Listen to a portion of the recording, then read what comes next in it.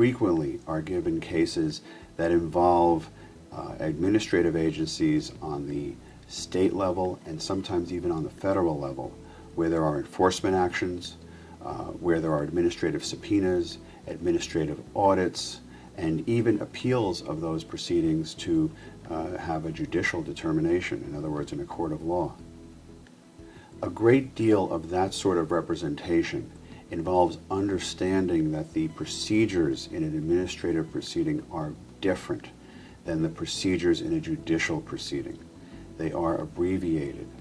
There are ways in which discovery can be taken, in other words, documents, testimony can be obtained in a judicial proceeding, a court of law, which do not apply in an administrative proceeding or a regulatory proceeding. And so part of it is that the strategy, the legal strategy for how to handle these matters changes based upon the forum, and to some extent based upon the jurisdiction, which state it's in, and whether it's a state proceeding at all or whether it's federal. One aspect of regulatory matters is the fact that it's very regimented in terms of the administrative process to go through the inception of the investigation through a final decision.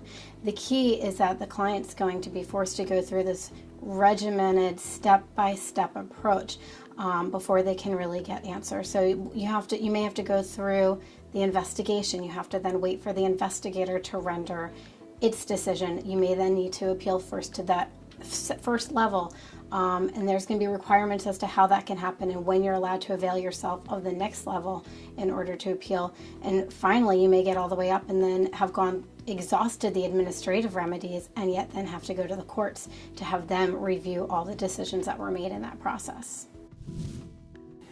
It's those sorts of issues that are unique in this area, and in many respects we find that people who use our services to help them with regulatory matters ultimately are faced with the issue of whether they should be settling, whether they should be trying the matter or proceeding with the matter at a hearing, and to what extent doing so will give them the highest likelihood of achieving the result they want. It's never 100%, but it's certainly something that we have experience with, and it's the kind of representation that we welcome.